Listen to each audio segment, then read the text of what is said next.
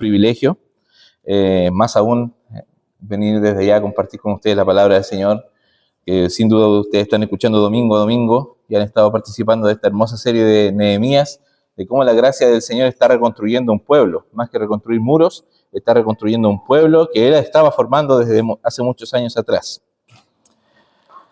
En ese contexto, antes de que comencemos, le voy a pedir que oremos al Señor para que Él nos dirija en todo lo que vamos a estar compartiendo en este día, que la palabra del Señor edifique nuestros corazones, edifique su iglesia y nosotros podamos ser ahí preparados, como dice la Escritura también, a través de la palabra, para vivir en este mundo. Oremos. Buen Dios Padre Celestial, gracias Señor, te damos por tu palabra que ha sido leída, Señor. Te alabamos, Señor, porque hoy día podemos abrir tu palabra para que hable de nuestros corazones, de nuestra vida, de nuestra comunidad, Señor, que está sedienta, hambrienta de querer conocerte más, para vivirte de mejor manera también, Señor. Experimentarte en nuestras relaciones, Señor, experimentarte en nuestros matrimonios, en nuestra familia, en nuestros trabajos. Allí queremos vivirte, Señor, de manera real, Señor. También, Señor, en relación con esto te pedimos que tu Espíritu Santo, quien conoce nuestras vidas, mucho más de lo que nosotros nos conocemos, pueda a través de esa necesidad que hay en nosotros hablarnos en esta mañana, Señor. Te pedimos la dirección, la guía de tu Espíritu, que mis palabras sean sazonadas por ti, Señor, para que penetren mucho más allá de nuestros oídos, Señor, y podamos ser edificados en torno a la palabra, Señor.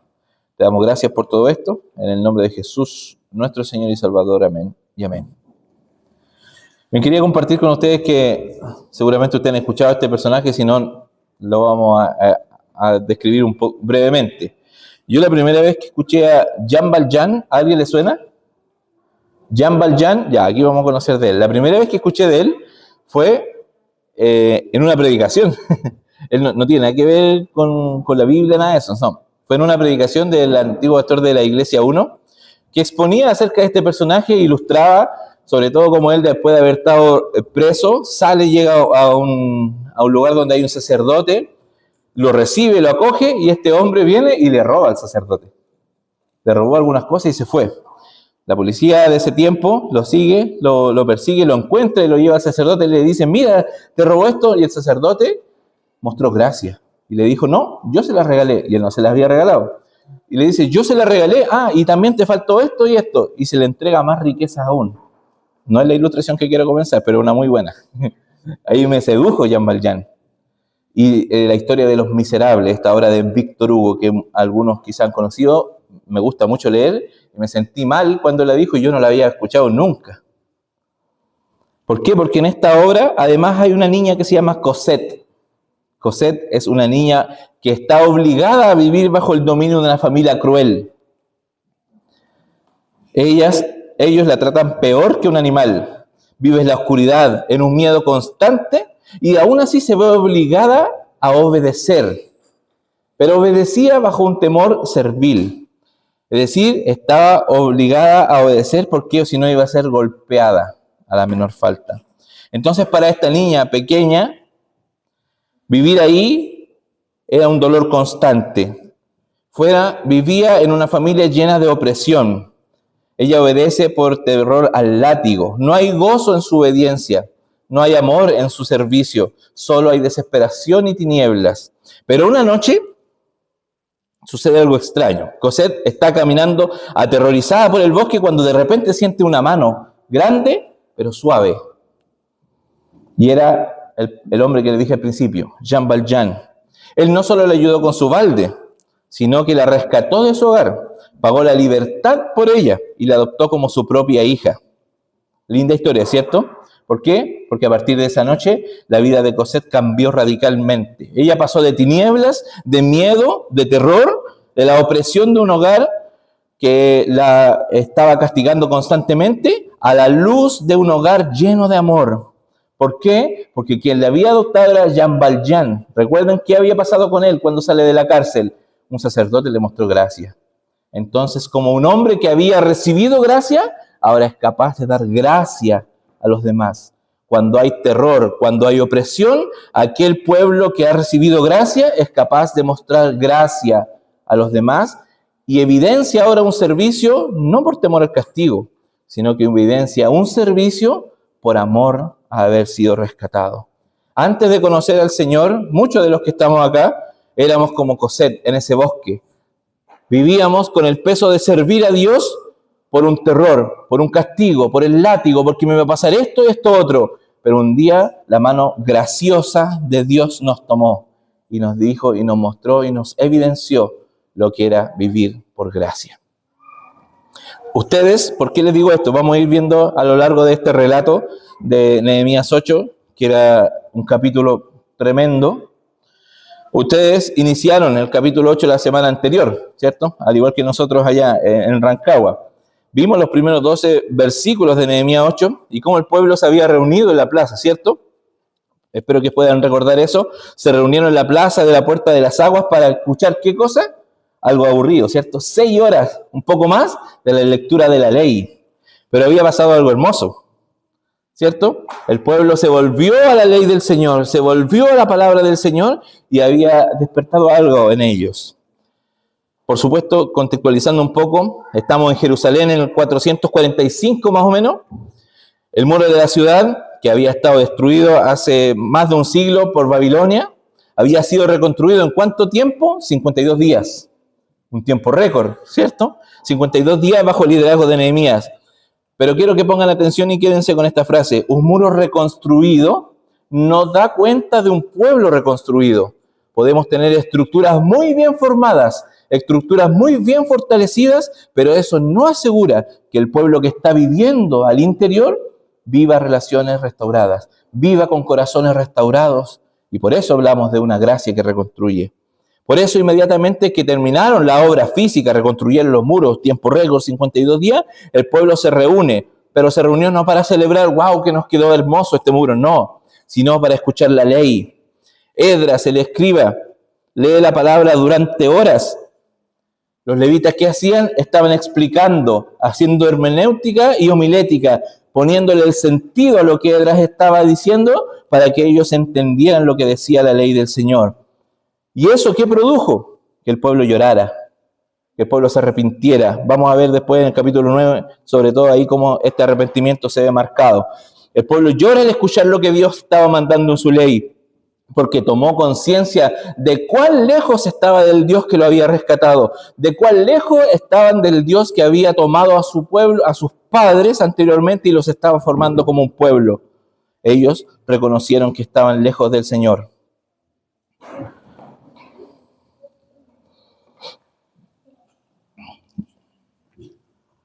Quiero también mencionar aquí que al escuchar las demandas de la ley de Dios, el pueblo comenzó a llorar. La palabra actuó entonces como un espejo que expuso su pecado, expuso su bancarrota espiritual, expuso cuán necesitados eran de Dios. Sin embargo, Esdras y los levitas comenzaron a consolar a este pueblo que lloraba porque se vio incapaz de cumplir la ley de Dios. No sé si eso les ha sucedido, pero cuando vemos la ley de Dios nos damos cuenta cuán grande es nuestro pecado y cuán grande es nuestro Dios. En Cristo más adelante veremos cuán misericordioso es Dios que nos rescata de nuestro pecado, pero no nos adelantemos. Entonces los levitas consolaron a este pueblo y le dijeron, pueblo del Señor, no se entristezcan sobremanera. ¿Por qué? Porque la alegría, el gozo del Señor es la fortaleza de ustedes. Un hermoso verso de que ya pasaron. Dios no le reveló la palabra entonces para aplastar a su pueblo. No, fue el sentido de aplastarlo y dejarlos tirados en el llanto, dejarlos tirados en su dolor y en su miseria, no, sino que les reveló su palabra para sanarlos, para devolverles la vida que Él quería para los suyos. Hoy avanzamos en estos versículos que leímos y aquí vemos el resultado de ese volver a las Escrituras. ¿Qué sucedió entonces qué sucede? Sucedió en ese entonces y ¿qué sucede hoy? Cuando las comunidades locales como esta, por ejemplo, no solo escucha la Biblia, sino que decide vivir según ellas. ¿Qué sucede ahí? Lo que descubrimos entonces en este texto es que el verdadero gozo del cristiano no es una emoción pasajera. No depende de cuán bien nos sentimos un día y cuán mal nos sentimos al otro día, de cuán bien estamos con nuestros hermanos un día y cuán mal estamos al otro día con nuestro hermano porque hay una breve dificultad. No, el gozo es un fruto directo de moldear nuestras vidas enteras, personales, familiares, comunitarias, a la luz de las Escrituras, tal como Cristo lo hizo. Pero ¿qué sucede entonces cuando una comunidad entera se entrega a vivir para Cristo según lo que reveló en su palabra?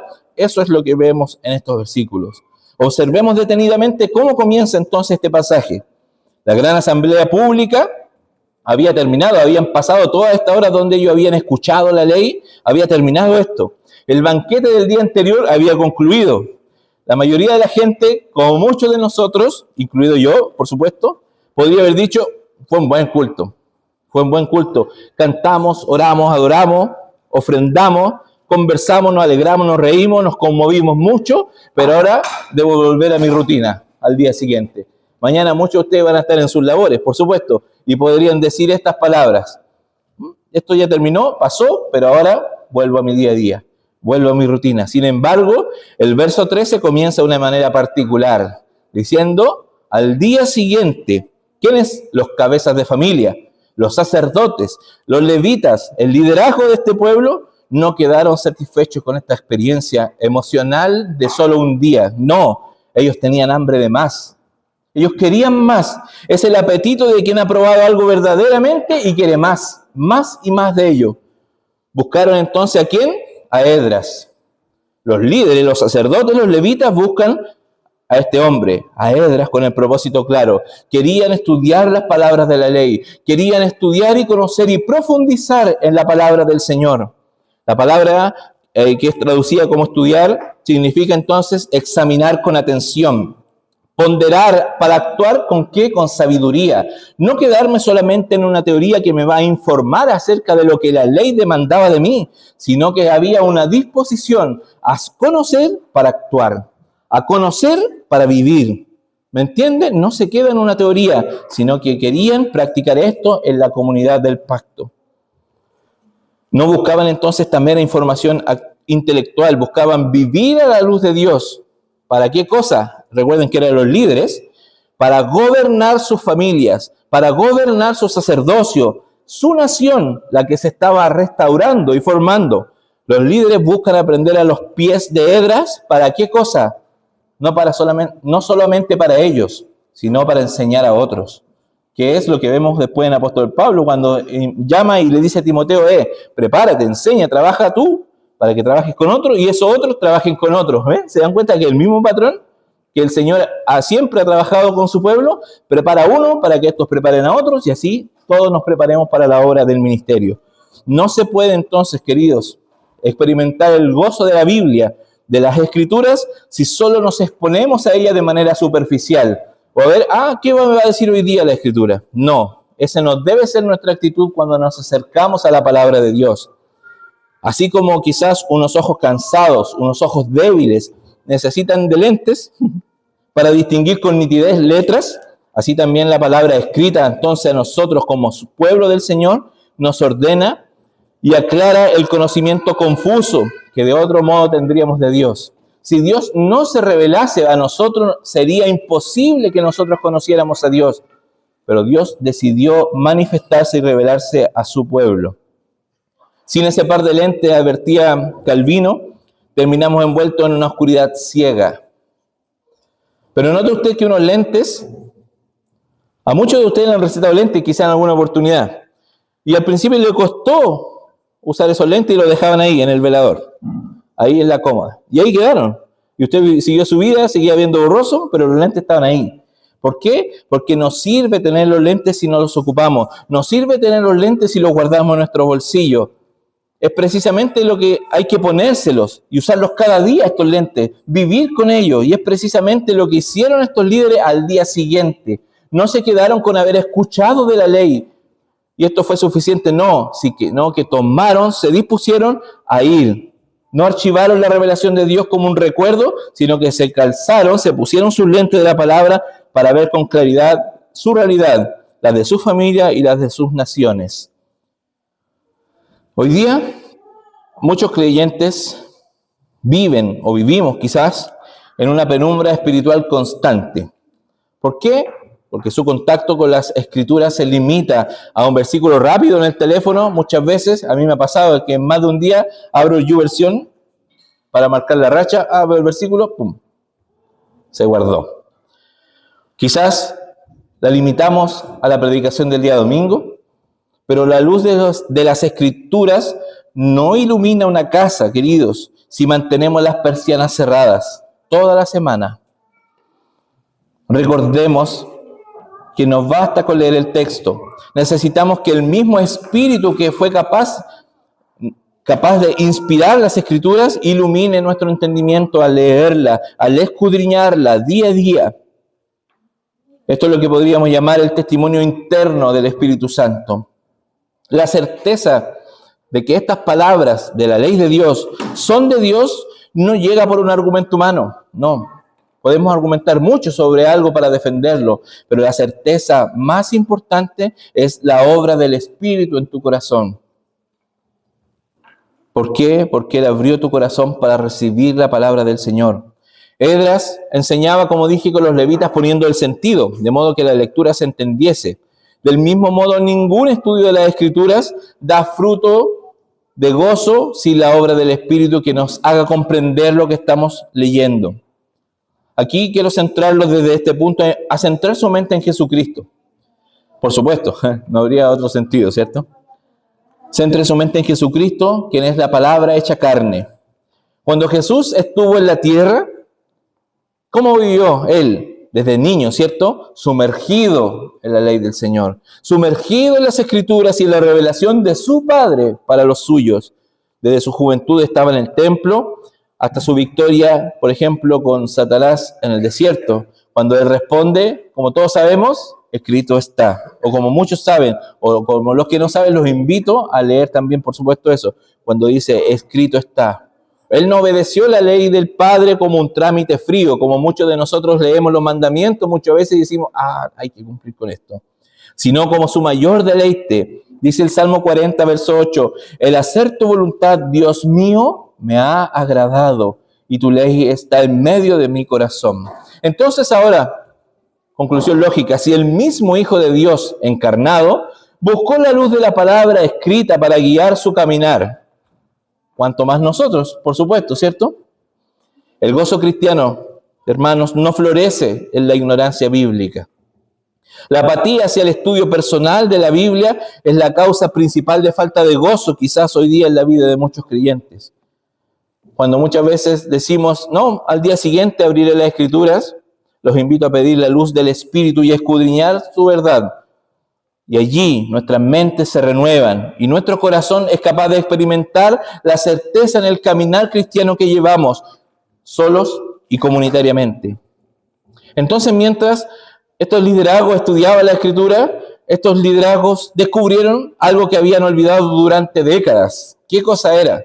La ley de Moisés exigía, demandaba, no era una simple sugerencia, era la ley de Dios que demandaba que su pueblo, en el séptimo mes, que es octubre más o menos, celebraran la fiesta de los tabernáculos o enramadas, que es la porción de las Escrituras que nos corresponde hoy día.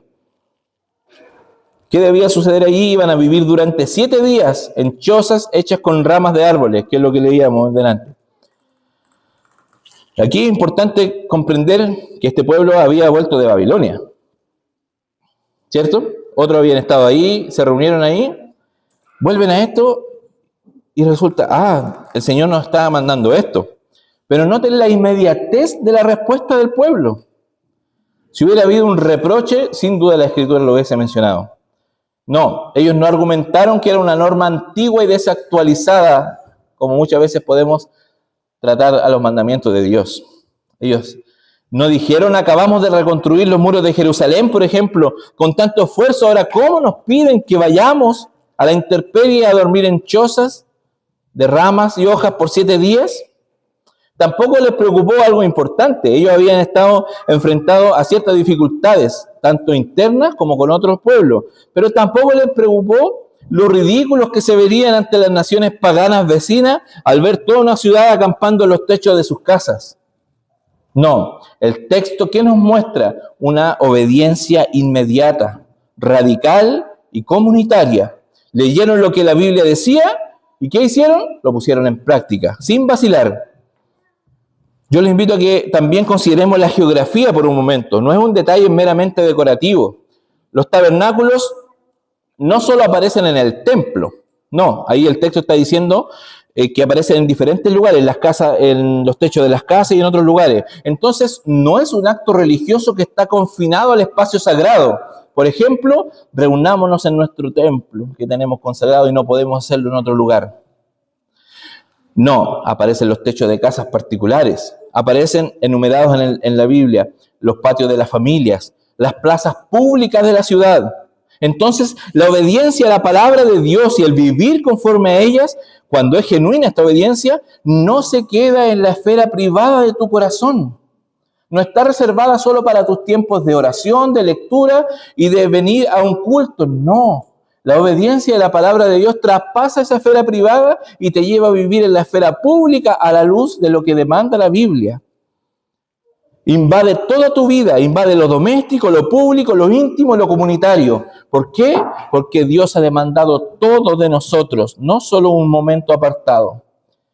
Pocas frases resumen mejor esta convicción que tuvo el pueblo que la célebre declaración de Abraham Kuyper, por ejemplo, que dijo, alguno de ustedes lo sabe, sé que lo va a decir en su mente: no existe un solo centímetro cuadrado de toda la existencia humana sobre la cual Cristo, soberano sobre todo, no reclame mío.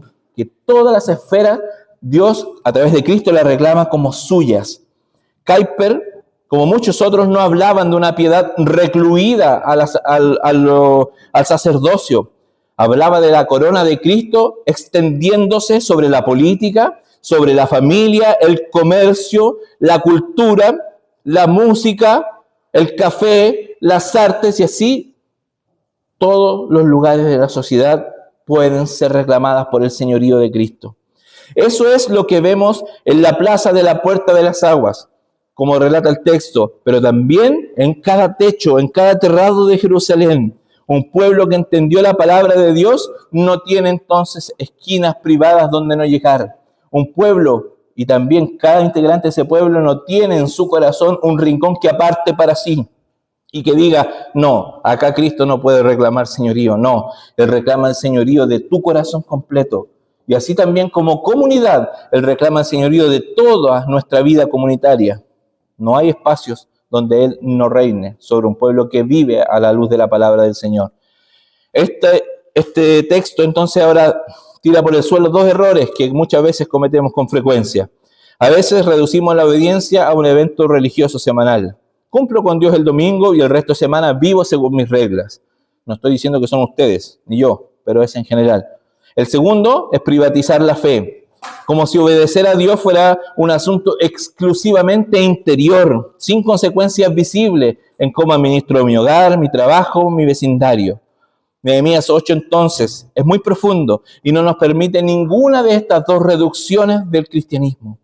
La obediencia del pueblo, desplegada en cada techo, en cada patio, en cada plaza pública de la ciudad, nos está gritando, nos está llamando a vivir nuestra fe de manera pública ante aquellos que no conocen al Señor. Porque como decíamos ayer, la iglesia es llamada a ser esta señal, este pueblo que encarna el reino de Dios. Algo importante también es que afirmamos el principio, por supuesto quizás cuestionado hoy día por algunos de la sola Escritura. La Biblia es nuestra única regla de fe y práctica.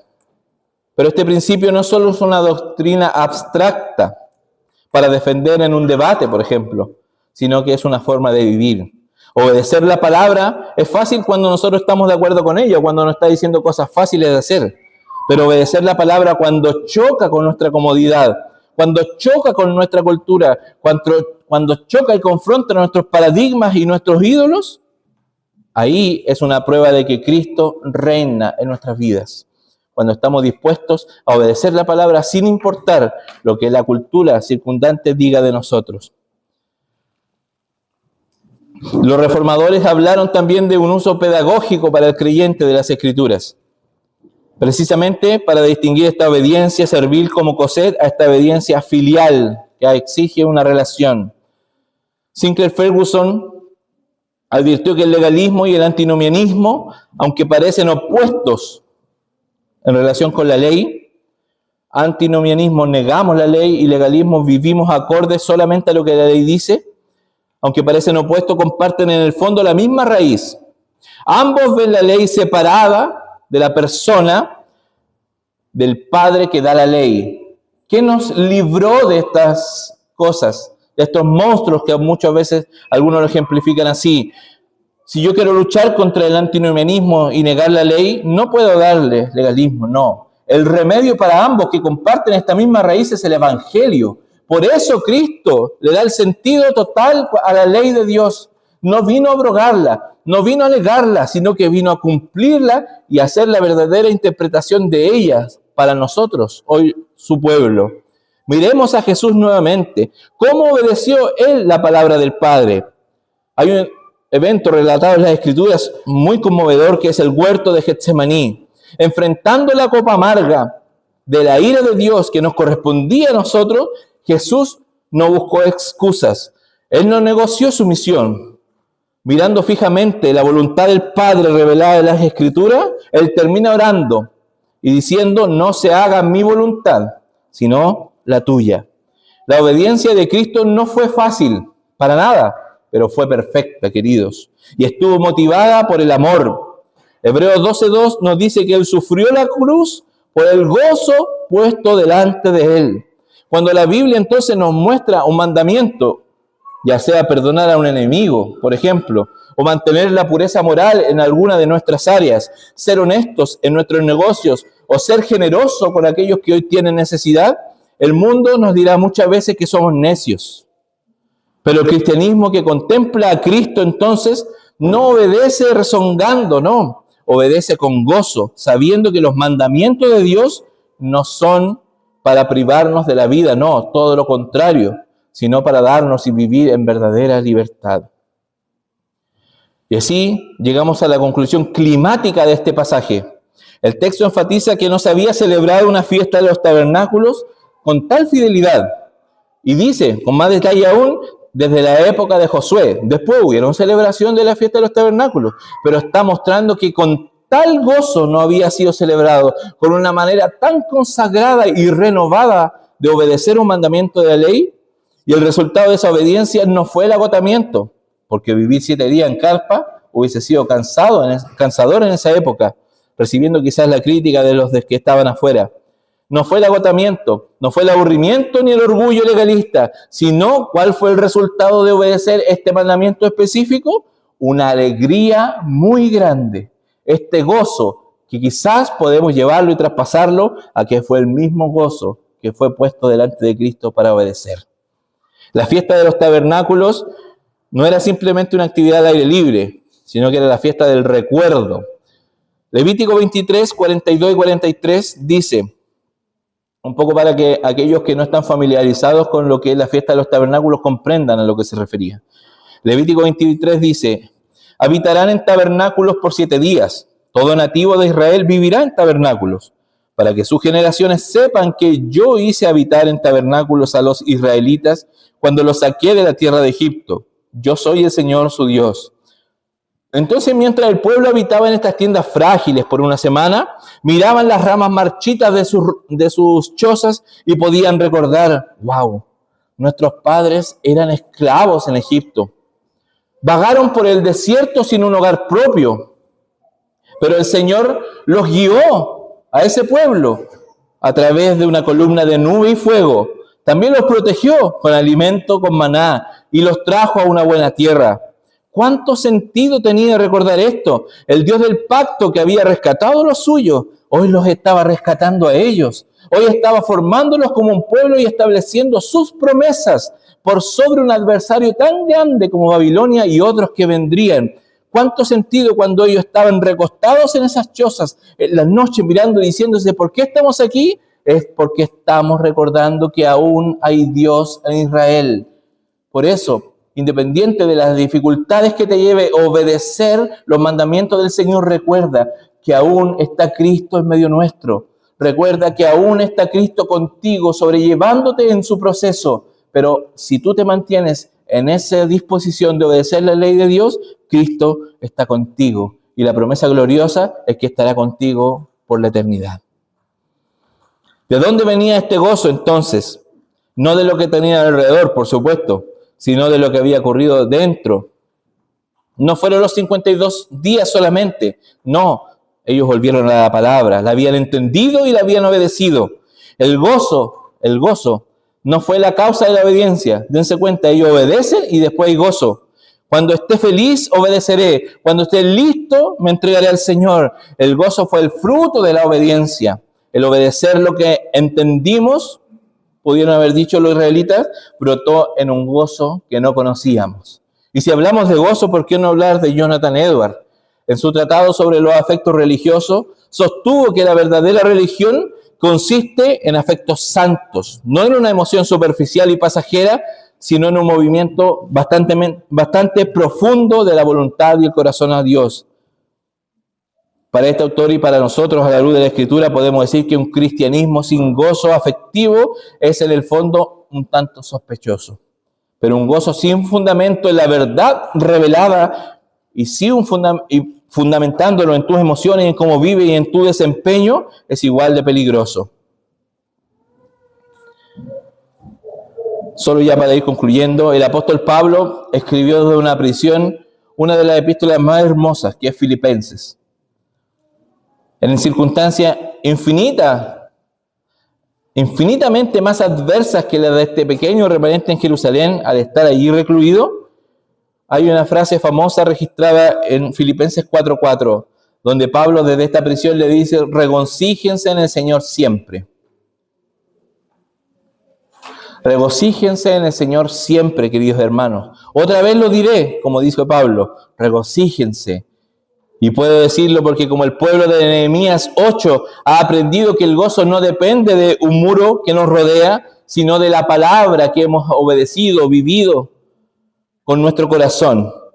De allí podemos centrar nuestra manera de acercarnos a la ley y la palabra del Señor. Esto nos enseña algo que nuestra generación adicta, como muchos de nosotros, a experiencias intensas, momentáneas e instantáneas. Necesitamos escuchar con urgencia que el gozo del cristiano no se preserva reviviendo constantemente la emoción de un gozo vivido antes, sino que se encuentra en cada día cuando tú te acercas a la palabra, cada día cuando tú oras y tienes relación con el Señor, pero también cada día cuando esa palabra es vivida comunitariamente entre nuestras relaciones de hermanos, ni siquiera hablando de liderazgo a otros, no, en nuestras relaciones como hermanos, pueblo del Señor. Esto nos lleva al corazón mismo del Evangelio. Nuevamente, el evangelista Juan nos dice en Juan 1:14, el Verbo se hizo carne y habitó entre nosotros. Como hemos enseñado en esta serie quizás, la palabra habitó significa literalmente que Jesús puso su tabernáculo, su choza entre nosotros. Jesucristo, el Hijo eterno de Dios, dejó la gloria del cielo y vino a habitar en esta choza frágil de la naturaleza humana. Vivió en el desierto de este mundo, fue sometido a la tentación, fue sometido al sufrimiento, fue sometido al rechazo. Y en la cruz su cuerpo fue quebrantado además para pagar por el precio de nuestra rebelión. Él sí experimentó el abandono para que nosotros nunca fuéramos abandonados.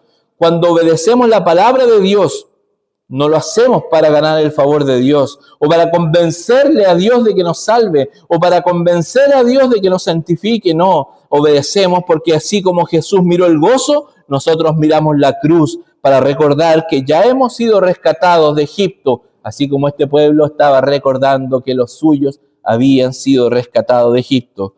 Volvamos por un segundo a la pequeña Cosette, esta niña que hablaba en la introducción. Cuando ella fue sacada de la oscuridad, cuando fue llevada a la luz por Jean Valjean, su vida no se convirtió en una vida sin reglas. No, como hija tuvo muchas reglas por las cuales vivir, sino en una vida gobernada por el amor.